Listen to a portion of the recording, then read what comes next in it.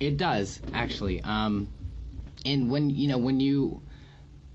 I felt very different anyway, and it always goes to that, almost like that beating people to the punch type thing. I wanted something, even for all of us, that changed a lot about who we are, because we did change. And I got so sick of seeing that kind of black, swoopy hairstyle that I almost wanted to just shave it all off. And we, in forming that alter ego, it started with our very core physical appearances, and then it became more cosmetic as far as uniforms and costumes. But it started with that core. And to me, I wanted this short white hair so I would look like this character, the patient, who I pictured as somebody that had gone through very hard illness, had maybe gone through chemotherapy. And that's really what it looked like when I first did it. Like, I looked like a sick patient. And it helped me channel that energy into the vocal performances. And so it was something that worked on a lot of levels, and everybody's cosmetically different this time, I feel. I'm about 10 pounds cosmetically. I got 25. So Yeah, I woke up one day and I could see again. Oh.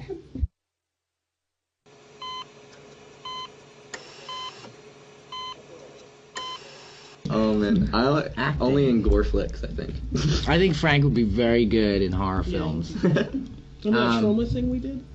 That was Yeah, pretty sick. they were in a trauma film. Me and Frank are in movies. They actually already You are. guys just don't even Seasoned. They got killed in a horror movie. Yeah, I'd be the dude That that was got a killed great right movie. away in a horror movie. Yeah, pretty 5 much. minutes in. I think that's the only thing I would ever want to do in a movie anyway. Just get killed? Get, like, slashed the F up. Yeah, Bob got asked to be in a bunch of teen movies. I don't know. I mean, Turn them all down. when you're performing in a band, like especially a band that has such thick concepts as we do, you kind of feel like you're acting sometimes. You're definitely playing characters, and I always wanted to be in musicals, like big time. I'm just gonna put it out there. I'm just You gonna put it were out in a there. musical once. I always want to be in musicals. Everyone's laughing at you. Yeah, I Are know. you doing the comedy Oh, hey, it's sign? okay. I could have sworn he was just doing comedy. No, I was playing my. Oh, all right. That's Playing my hair, but I think acting can be kind of fun because you get definitely from making Welcome to the Black Parade, I could say that being on the set, because that was a real ass set. Yeah, at that point you're not even acting. It's Yeah, almost you're in it, and yeah. that was the first time we were like, whoa, we're in this, And definitely when we made Ghost of You with Mark Webb, when he put us on that beach, Yeah. we were like, wow. Lost their minds. So, I mean, I would love to be in those kind of things that are just these huge sets with these crazy costumes, and even if I was like an extra, I think those things are really fun, so.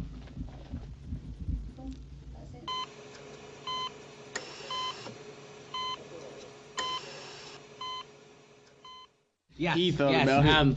Latin America is a place that we've always wanted to go to, and last time we had a brief opportunity to go there, but It's a hurricane or something. there's something happened. It fell through, and we were very disappointed. So this time, for sure, we're going to be going to Latin America. We're also going to be going to a lot of places we've never gone before, and I think that's what's going to be really exciting about this record for us. So we'll see you soon in Latin America.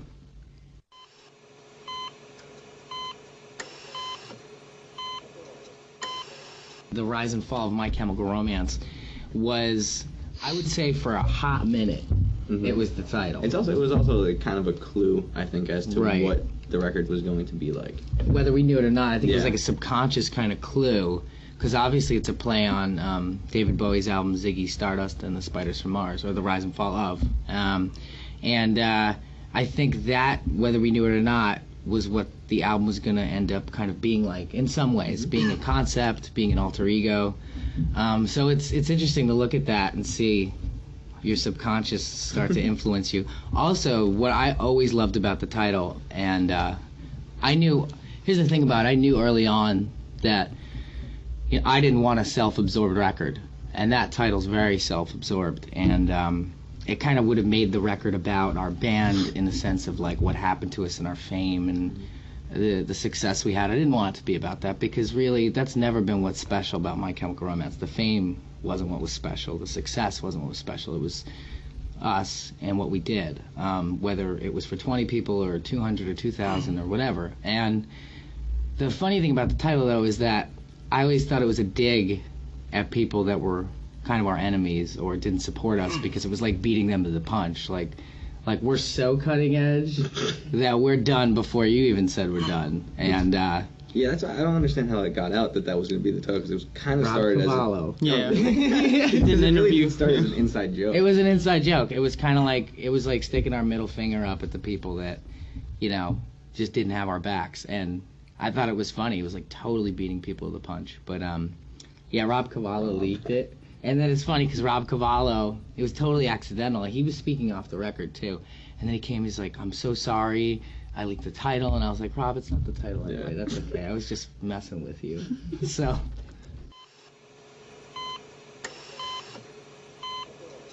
Wow. Well, the thing about us in our career is there's been so many instrumental people, and so many people that are special to us. We have a very small core team, and they're all amazing, and we're all like a family.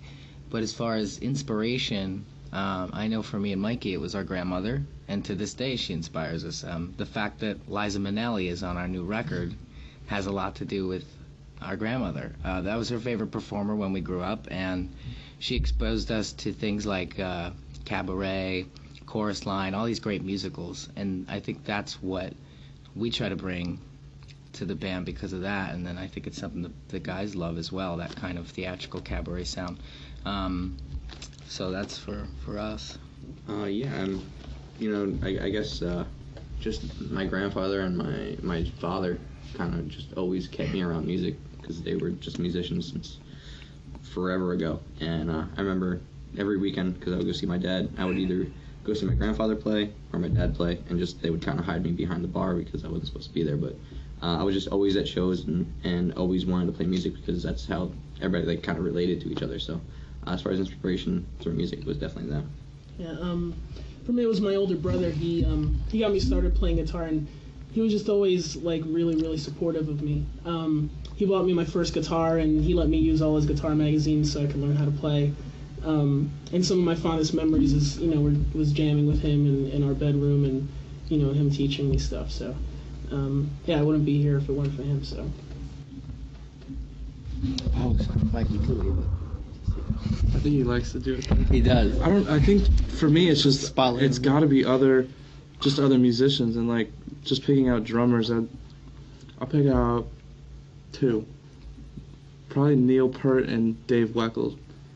Just by watching them, it's nobody that I was ever like personal with, but just by watching videos and playing along and stuff like that, just kind of like striving to be as good as I thought they were.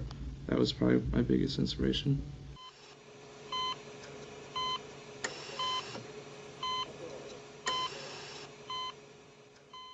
We have a general answer. Yeah, usually. don't be full of shit. Yeah, don't be full of shit's the big one.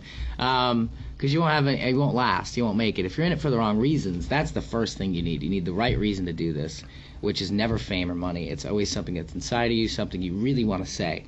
That's most important. And you want to make a difference. You want to change people. You want to affect people. You want to make the world a better place. These are all reasons to start a band, the right reasons. And then right after that, once you have that, really the rest is just hard work. Yeah, you need just a couple of chords and a lot of heart. That's really all you need. And you just get in that van and you never turn back. You never go home. And when you go home, it's almost like you're a veteran of a foreign war. Yeah. You can't even adjust.